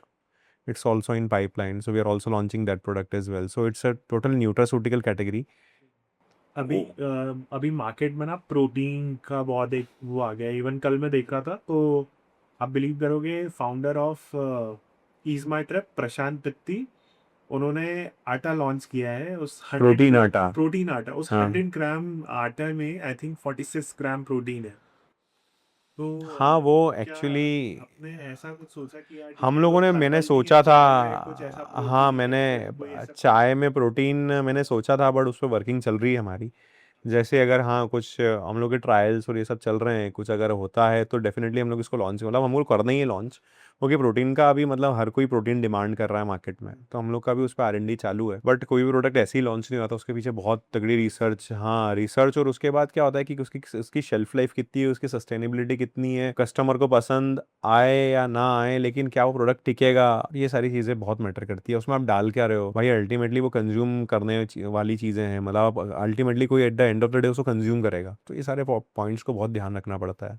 So one last thing, let's say अगर कोई बंदा स्टार्ट कर रहा है कि हर्बल टी में जाना चाहता है, ग्रीन टी में जाना चाहता है, तो कितने पैसे से स्टार्ट कर सकता है, कितनी छोटी जगह से स्टार्ट कर सकता है, और ब्रेक इवन कितने टाइम में? यार हम लोग तो कुछ कुछ हम लोग भी करते हैं वाइट लेबलिंग। तो अगर कोई स्टार्ट करना चाहता भी है तो मतलब हम लोग हेल्प करते हैं उसको। बहुत लोगों को हम लोगों ने हेल्प किए, दे केम टू अस कि हम लोग को अपना ब्रांड बनाना है हर्बल टी में ये वो, तो हम लोग उसको ब्लेंड्स बना के देते हैं, उसको पैकेजिंग करके देते हैं प्रॉपर, और ये सारी चीज़ें हैं हमारे साथ। तो अगर किसी को स्टार्ट करना है तो कितना पैसा यूजुअली बेयर मिनिमम चाहिए, कितनी जगह चाहिए, ब्रेक इवन कितने टाइम में आ सकता मैं तो कहता हूँ अगर स्टार्ट करना हो स्टार्टिंग में तो खुद किसी भी चीज़ में इन्वॉल्व नहीं होकर के पहले किसी से, मतलब मैं नहीं कह रहा हूँ मैं अपना ऐड कर रहा हूँ, मतलब किसी से भी वाइट लेबलिंग कराए और पहले सेल करे उस चीज़ को, सेल करके फिर अपना वो पैसा रिकवर करे। मिनिमम क्वांटिटी कितनी चाहिए होती है? मतलब लेट्स से आज आप वाइट लेबल कर रहे हो, कोई और भी वाइट लेबल कर रहा हो, तो कितनी बेयर मिनिमम क्वांटिटीज लेते हैं? हाँ करीबन 4 से 5 लाख रुपए के इन्वेस्टमेंट में सारा काम हो जाएगा। बट हाँ, कितनी क्वांटिटी अगर, 50,000 टी बैग मिनिमम क्वांटिटी के और साथ 4 से 5 लाख 4 से 5 रुपए का इन्वेस्टमेंट के साथ कोई भी और स्टार्ट अगर कर इसको सकता है। ब्रेक इवन किसी को रीच करना है तो कितने टाइम में ब्रेक इवन आ यार जाएगा? वो तो मतलब 1 से 1.5 साल के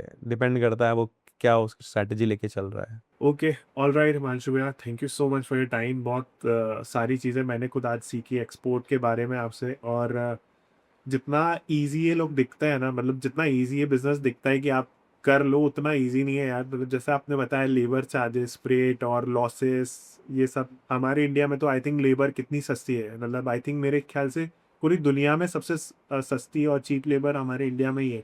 बट शायद हम लोग यूटिलाइज नहीं कर पा रहे होते ना आज। बट हाँ यार, बहुत सारी चीज़ें ये सीखी देखो आज। India is a very good, मतलब इंडिया का फ्यूचर आगे बहुत ब्राइट है। लोगों को ऐसा लगता है कि इंडिया में ये नहीं है वो नहीं है, लेकिन आने वाले समय में इंडिया का फ्यूचर बहुत ब्राइट है। अब यहाँ पे हर चीज़ की अवेलेबिलिटी ईजी है, लॉजिस्टिक ईजी है, उसके बाद लेबर की अवेलेबिलिटी है। आप देखो ना, यूरोपियन कंट्री में आप जाओगे तो उनके पास काम कराने के लिए लेबर ही नहीं है। जापान में ये स्थिति, वहाँ लेबर नहीं है। अमेरिका में लेबर ही नहीं है। उसके बाद उनका रिसोर्सेज उनके पास हैं, लेकिन काम करने वाले लोग ही नहीं हैं। उनकी सैलरी इतनी ज़्यादा है, उनके एक्सपेंसेस इतने ज़्यादा हैं, वो कैसे कवर करेंगे? आज एक 100 रुपये के अंदर सुबह शाम का खाना दिन भर का एक आदमी का इंडिया में ईजिली हो जाता है। वहाँ 100 रुपये मतलब $1 में कुछ नहीं होना है। सही है। हाँ। यहाँ यहाँ पे जो हम बर्गर मैकडोनल्ड्स पे खाते हैं वो बेयर मिनिमम मतलब 80-100 रुपए में भी आ जाता है एक अच्छा। 30-40 रुपए से नॉर्मल पेटी आती आप है। बर्गर की बात मत करो, बाहर आप जाओ तो तो नॉर्मली 800-1000 रुपए से आप मैंने कहीं देखा था कोई स्टॉल पे कि वो कोई इडली विडली मिल रही है 10 रुपए में, 2 इडली दे रहा है वो। तो वो यार यहाँ पे ना कॉस्ट ऑफ लिविंग इतना नहीं है। पर आप जैसे ही आप इंडिया के बाहर जाते हो, वहाँ कॉस्ट ऑफ लिविंग बहुत ज़्यादा है, और उसके बाद ना वहाँ पे वर्क कंडीशंस और ये सारी चीज़ें बहुत डिपेंड करती है। तो मैं कहता हूँ कि अगर कोई भी कंपनी आती है आज, जो वेस्ट है वो इंडिया पे इसीलिए फोकस कर रहा है कि वो चाइना का सब्स्टिट्यूट चाहता है, और वो इसीलिए कि यहाँ लेबर बहुत इजीली अवेलेबल है। उसके बाद यहाँ पे चीज़ें करना आसान है। ये बात तो है। हाँ। ऑलराइट भैया, thank you so much for your time. बहुत सारी चीज़ें सीखी आपसे आज। आई होप मेरी ऑडियंस ने भी सीखी होगी और कुछ इनिशिएट लेंगे स्टार्ट करने के लिए business. Sure, 100%। Thank you so much. आप थैंक यू। सब्सक्राइब करने का बोलो यार। Subscribe to idea man. Please follow and subscribe idea man. And yes, please try the Vedas. शायद इंडिया में भी अवेलेबल है। हाँ है, 100% है। हाँ, तो इंडिया में भी अवेलेबल है। एक बार ट्राई करके देखो। पहले मैंने ट्राई करके देखी है, मुझे थोड़ी थोड़ी आदत पड़ गई थी ग्रीन टी की, but I am very addicted to milk tea. तो बट अब फिर से स्टार्ट करेंगे बिकॉज जिम वगैरह स्टार्ट कर दिए, थोड़ा हेल्थ कॉन्शियस बना।